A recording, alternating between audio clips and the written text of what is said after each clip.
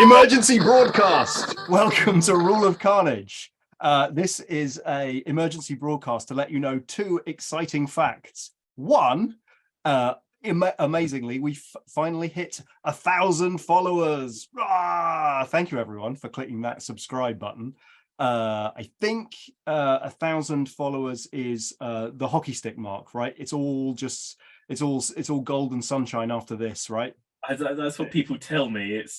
We now hit like a direct sort of. It's basically a direct line upwards now. Like 100%. I think the algorithm has decided once you've got 1,000 followers, that's it. Serve these videos to all the people. Yeah, even those people who aren't game designers. I'm pretty sure that now when you like load up YouTube, they forcibly play Rule of Carnage, and you literally can't.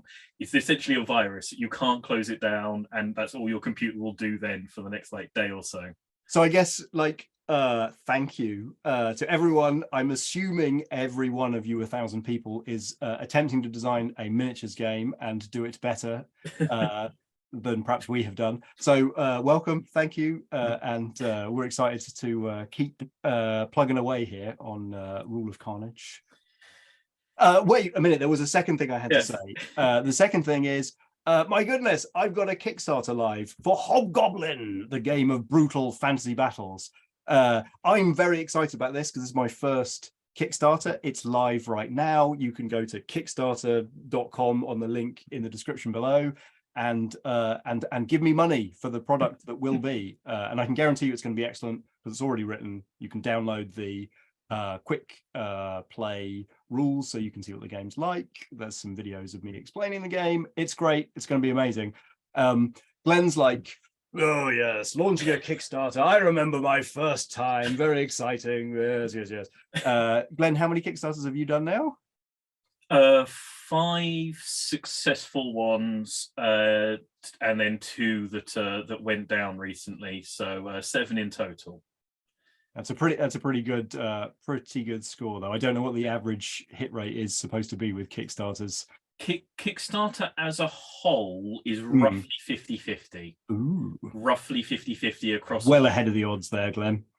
Yeah. I mean, this is true, and also it's as I've mentioned before. I think I'm on a thread on Board Game Geek called "Worst Ever Kickstarters," and you realise that if you've done any research, you're actually ahead of the 50% because there's a lot of people who genuinely haven't done any research, looked at anything, and are just sort of throwing ideas up there, hoping for the money hose to be directed at them. And speaking of 50% and money hoses, we're already at 50% funded. That's exciting. So hopefully we'll get to 100% by the time we post this video. That would be lovely. Yeah. Hobgoblin has only been up a few hours, and I think lots of people from the Hobgoblin Discord are very excited to have been jumping in there and backing straight off the bat. And so it's had a really nice sort of a good first few hours getting over the hump.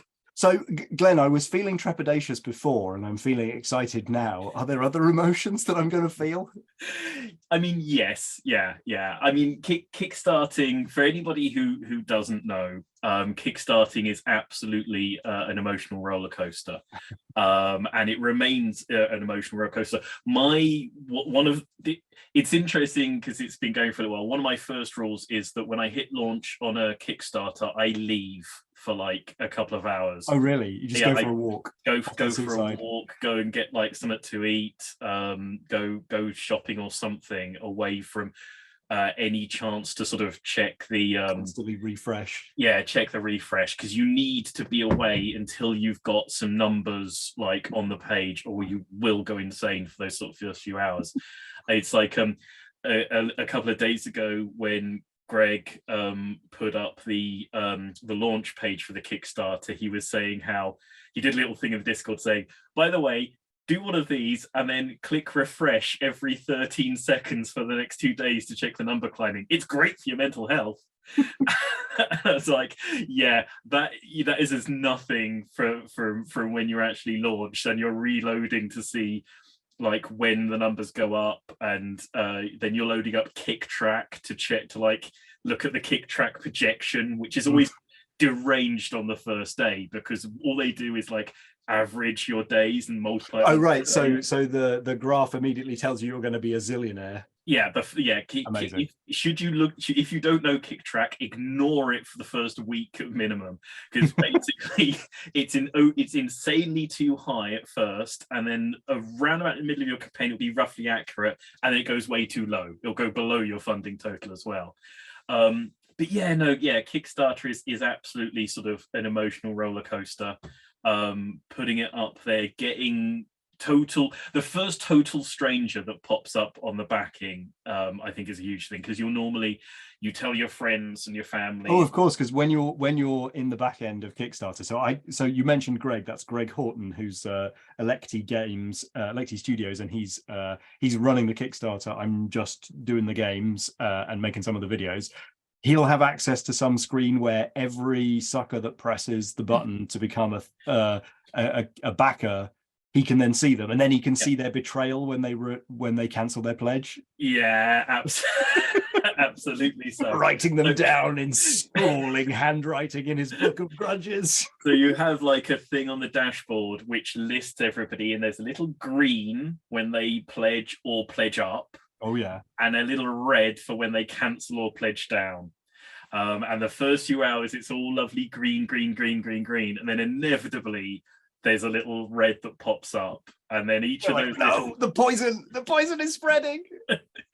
And it's and this is if there is advice to be garnered here, I think you do have to hold your nerve, like on a Kickstarter. Don't let it get, even when there are good days and bad days, and if you're unlucky.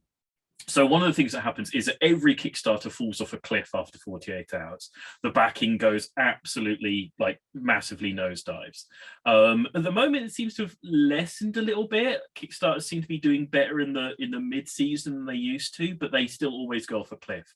If you're unlucky and Kickstarter happens to have a slumpy day and you go off a cliff at the point where a bunch of people cancel, you can enter a total like tailspin of panic and think like, the rot is setting in, I've got to do something mad to try and like bump it back up again and get it going. And usually hold your nerve, let anything that has happened have like 48 hours to settle before suggesting not making fundamental campaign and finance altering product decisions mid-campaign. Absolutely. And genuinely, people, I mean, the first campaign I launched, we had like a bunch of premium levels, which were things like the prototypes and all those sorts of stuff.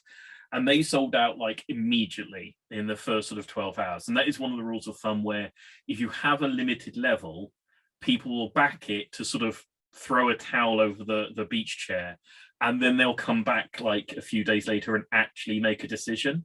So those things will go fast, which is very exciting, but then they'll also suffer quite a high level of cancellation. So bear in mind, like if you have a pledge level that's like well above your other pledge levels that is limited, watch out, because don't believe the initial backing. Yeah, well, watch out for when you hit the mid-season slump and those people come back and reconsider, and they hadn't really thought that hard when they click the button, because it's not a real £500, and then they drop it, and that in the mid-season slump, that can be a very significant looking drop. And we saw those all out really, really quickly. And so we had this thing of going, we've got to offer new like limited pledge levels. They're doing so well. And like when it's this thing of trying to figure out some merch and t-shirts or mugs, which is baloney. Don't do merch on a Kickstarter ever. No mugs. And then we went on Board Game Geek and were saying to people, well, what could we do? And we got some good advice, which was don't do anything. And this is one of the things I say to people in these sorts of situations is, you before the Kickstarter is a smarter, wiser person than you during the Kickstarter. Trust that person's calculations and judgments and stick by them, because the you during the Kickstarter is a tail-spinning emotional wreck and will do dumb things. Like famously, Jamie Stegmaier on his original campaign for Viticulture, if he had got like 50 more backers, he would have been bankrupted. because he put in a stretch goal for metal coin upgrades that he hadn't properly costed the shipping for, and he realized if he'd hit that stretch goal, the shipping would have literally wiped him out because and it's like he was that far away from Stonemaier games never having existed, basically, and Wingspan and all those things never having happened. So it's like, cost things carefully, think carefully, make all your financial decisions before you launch, and then like don't trust yourself after you launch. You're an idiot after you launch, and you will be like, once you get over the 100%, you'll like chill out a bit, but you'll still go a bit weird, I think. Well, I look forward to the terrible decisions I will make in the following days and weeks. All right, exciting, amazing. Thank you to the 1,000 people, and every one of those 1,000 people, please click the link in the description below. That would be super handy. Go and check out Kickstarter. And search for Hobgoblin, and come and check out my new game. I'm really excited about it. This one's been brewing for many years. It predates Gaslands in its original gestation, and I'm really excited. I was recording the how to play videos again, recording the how to videos this weekend and playing the game again with myself. I'm still really excited about it. I hope you come and check it out and are excited about it too. But until next time, that's the end of this emergency broadcast. Goodbye. Bye-bye.